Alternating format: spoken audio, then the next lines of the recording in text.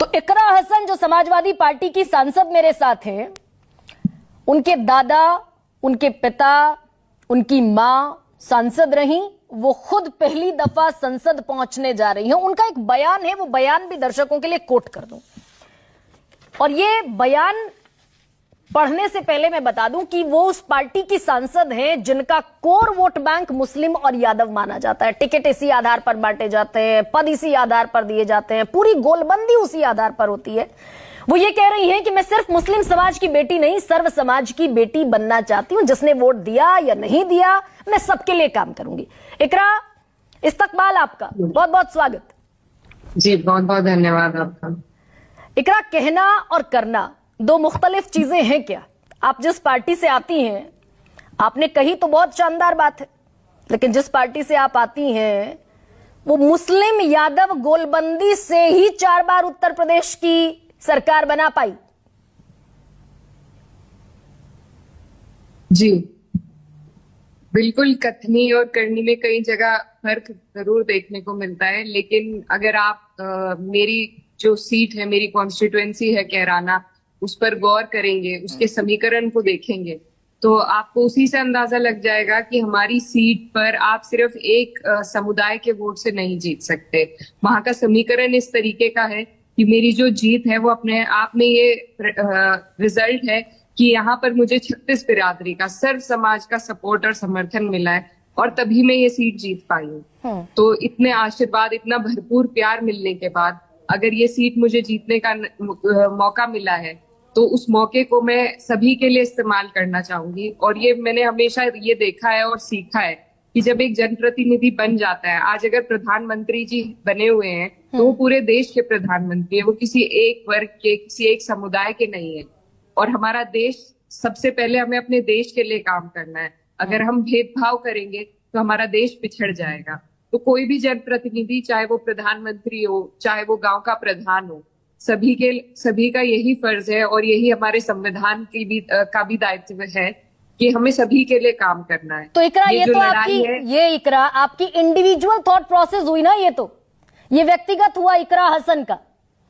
Party तो किसी और लाइन पर चलती दिखती रही ना अभी तक।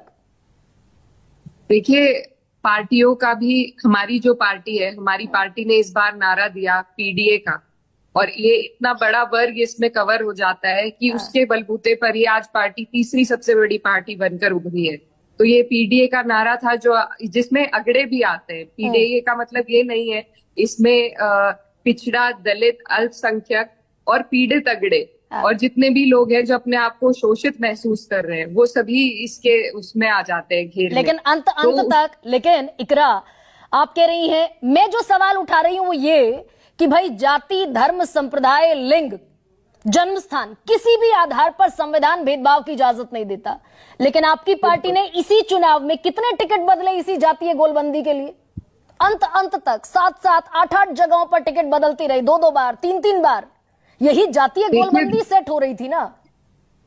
देखिए, सभी का अपना समीकरण होता है, और जो हमारी पार्टी का जो भी समीकरण था, जो भी स्ट्रेटेजी थी, उसके बलबूते पर आज पार्टी ने बहुत सफलता हासिल करी है, तीसरी सबसे बड़ी पार्टी मिली है।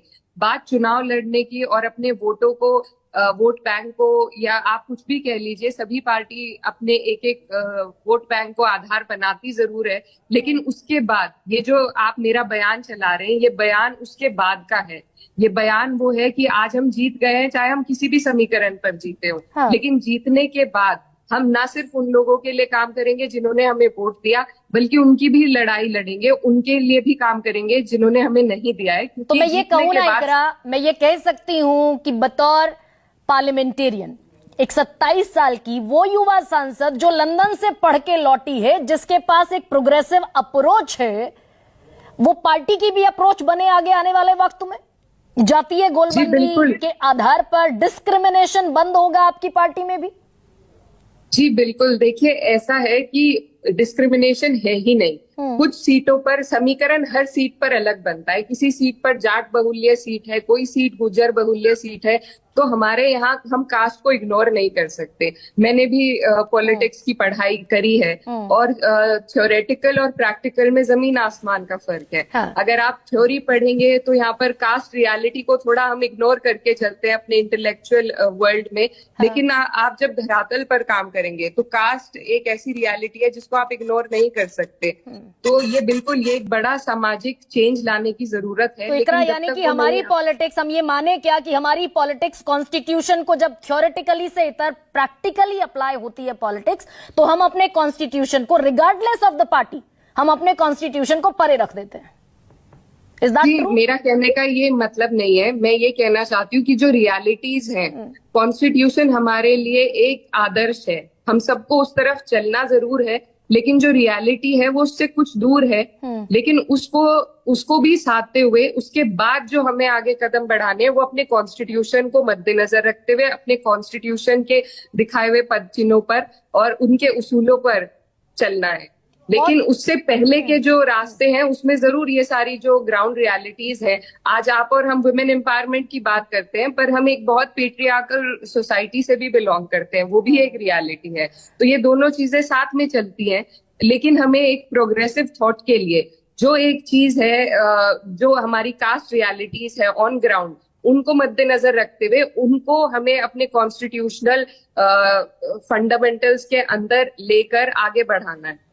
इकरा, थैंक यू सो मच, बहुत बहुत शुक्रिया आपका कि आपने जमीन की जो सच्चाई है आपकी पार्टी के भीतर भी उसको कम से कम माना कि कॉन्स्टिट्यूशन जो कहता है वो अलहदा है और ग्राउंड रियलिटी जो है वो अलहदा है और ये दूरी पाटने की जरूरत। खैर।